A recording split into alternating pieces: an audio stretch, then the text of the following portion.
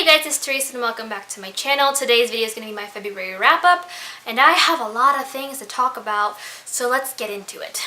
I'm going to start off with the audiobooks that I read this month, and one of them was The Poet X by Elizabeth Acevedo. I gave this a 5 out of 5 stars. If you guys don't know, this follows Xiomara as she kind of falls into writing poetry in verse to kind of come into terms with her life and the things happening in it, and there are a lot of situations going on. Now, before you read this or listen to the audiobook, you should know there is some trigger warnings. There are trigger warnings for slut-shaming, sexism, misogyny, racism. Forgot what else was in there, but I will link my Goodreads review down below for you guys to go ahead and check that out. Aside from that, I adored it. Like I said, I gave it 5 out of 5 stars. I heavily related to Xiomara's kind of plight and the things she was going through, as that is something that I personally dealt with myself, not so much like the body image or like people touching me because of like how my body is shaped. However, the idea of like women's being defined by their body, being shamed by their bodies, as well as the religious aspects that come into life, I found myself really enjoying this novel, and I highly recommend the audiobook, as everyone else has probably been saying, as Elizabeth is actually the one who recorded it and is saying these things, the poems that she had written out loud, so it all flows out and works very well. The next audiobook that I read is A Good Marriage by Stephen King. I gave this one a 4 out of 5 stars. I thought it was a wonderful novel. I had actually watched the movie first because I didn't know it was a book beforehand. I didn't even know it was by Stephen King until I think like the end when I looked it up. But essentially this follows Darcy as she lives with her husband for how many years? It's been, I think, 24-ish, maybe more-ish years, until she goes through his things one day, runs into his things and finds out that he has been this famous serial killer that no one has been able to stop, and has recently just now come back to life, I guess. I love Darcy's thought process and how she worked with it. The one thing that did annoy me about the audiobook was that I felt like the narrator was trying too hard to be a really kind of frail sounding, dainty, like elderly woman, and I just didn't like it. I thought that with how Darcy's storyline and her character progressed throughout the short story, there should have been a little bit more oomph to the overall narrator's voice. But I still enjoyed it, still would highly recommend it. The next book that I read in February is Girls Made of Paper and Fire by Natasha Nyan. This follows Lay as she is part of the paper cast, and every year 8 paper girls are chosen to be the concubines for the Demon King. Only this time Lay, the 9th paper girl, is chosen, and she now has to work through this really terrifying and disturbing world that she has been thrust into with the rest of the girls, while also falling in love with one of the other paper girls. Now, I give this a 5 out of 5 stars. I do want to say there's a trigger warning for violence and sexual assault. It also has it in the book, right there, in very tiny print, but it's there. And Natasha Nyan is a sexual assault survivor as well, so it's not like the words that she is writing are coming from a place of lack of knowledge, I guess is the best way I can put it. I thought this was beautifully written and the twists were so wonderful. The couple that ultimately formed was very sweet throughout this. I did have my gripes with it, but I did make a tea talk / review on this book, so I will go ahead and link that down below for you guys to see and see kind of where my issues were with, but I definitely highly recommend it. Also did not know this was part of a series, and then already set for coming out with a sequel. And now I have to wait, and no one told me this until I read the very last page. The very last page, it said it was like coming more or something, and I don't know exactly when it was coming, like when the next book was gonna come out, but either way, it's gonna come out, and I'm excited to read more about these characters in this world, but I'm also annoyed that no one told me it was gonna be part of a series or a duology. I thought it was a standalone. So now I have to wait. The next book that I read in February is The Captive Prince by C.S. Bacall. This is a adult fantasy novel that follows Prince Damon as he's dethroned after his father's death due to his brother, and he now is being sold as a sex slave. There he is sold to Prince Laurent, who is the prince of the rivaling kingdom, and there he has to kind of live his life trying not to be found out as to who he is. I gave this a 3.75 out of 5 stars. I definitely enjoyed this book. C.S. Bacall's writing is wonderful. I love getting into Damon's head. There are several trigger warnings, and I will list them right now. So if you see me look down, it is because of that. The trigger warning is for slavery, sexual assault, pedophilia, physical abuse. My biggest gripe was that I felt like there should have been an actual trigger warning within the pages and not in the back where it says in tiny print mature audiences, because let's face it, you're not going to understand what it means to be a mature audience. And I feel like I think a lot of the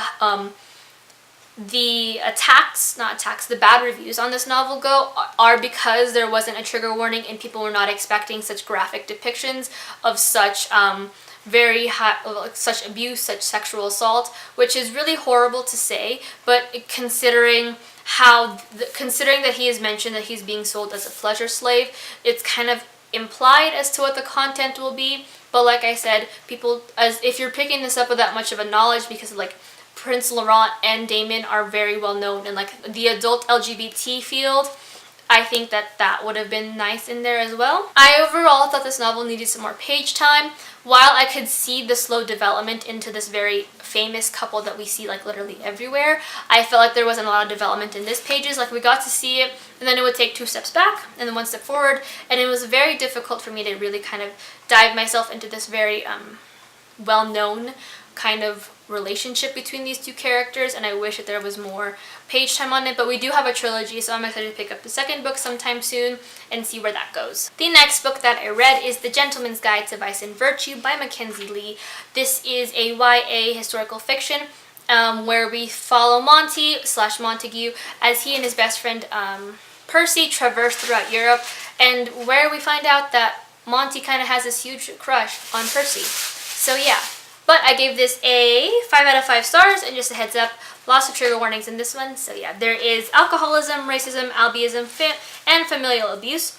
Monty should be an unlikable character. I'm not gonna lie. Just kind of his overall reactions to things, his personality in general, I should hate him. But something about his overall wit and his kind of somewhat tragic backstory and his way of seeing the world makes him a very likable character, which is really interesting to see that. For him to be set up to be this very unlikable character, but for you to fall in love with him anyway. I loved this book. It was super quirky, super quick, super queer, and it was just really funny, and I found myself picking it up whenever I could.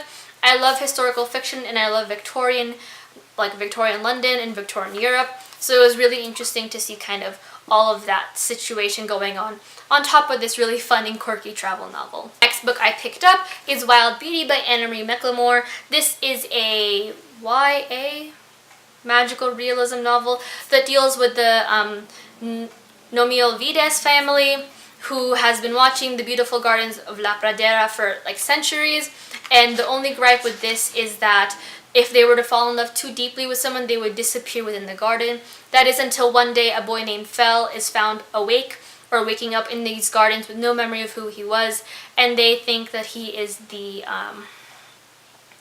cure or the end to this curse they've hated for so many years. I gave this a 4 out of 5 stars. Anna Marie McLemore's writing is absolutely gorgeous and stunning, and I will read her books to the end of my days. I enjoyed each of the characters. They were so fleshed out, and I loved reading Fel's perspective on everything. I thought he had a wonderful perspective, and it was so interesting for him to see this brand new world that he is not a part of kind of reintegrated, as well as him falling in love with all of the women in this kind of world that he is thrust into. I also really like the fact that these women were Latina and they were also all queer. Like, can we talk about that? Because I'm here for it. The one thing that I struggled with was that in the beginning it was kind of slow, and there was a lot of There were a lot of name dropping, so it was really hard to figure out who was who, and I found myself putting the book down because of it. However, once we got toward like the middle-ish a bit more, like the end of the beginning and the beginning of the middle, I found myself very hard to put it down, and I definitely enjoyed this book. So highly recommend it, and I'm excited to read her next book, Blanca y Roja. The next book that I read is Everlasting Nora by Marie Miranda Cruz. This is a middle grade novel that follows little Nora as she and her mother live in one of the biggest shanty towns in Manila, and that is in North Manila Cemetery, where they live with her father's on her father's grave, essentially, in his mausoleum. And there, they have been kind of trying to piece their life back together after a terrible fire that caused them to lose everything and her father. That is until one day her mom goes missing and she has to go on a journey to find out where he went and where she went and what happened to her, and enlist the help of her best friend Jojo and his grandmother. I gave this a 4 out of 5 stars. I highly enjoyed this novel. I thought it was a wonderful debut novel for Marie Miranda Cruz to come out with. I thought she did really well with the Filipino customs, the love of food, the fact that we don't see the word, the Filipino language in italics and everything. I thought that it was a wonderful way to kind of express the Filipino culture through the lens of someone who isn't romanticized, because a lot of the Philippines we do see is like the pretty beaches, the big towns, like all that stuff, but there is this really high poverty rate, in the Philippines as well, and we don't see that.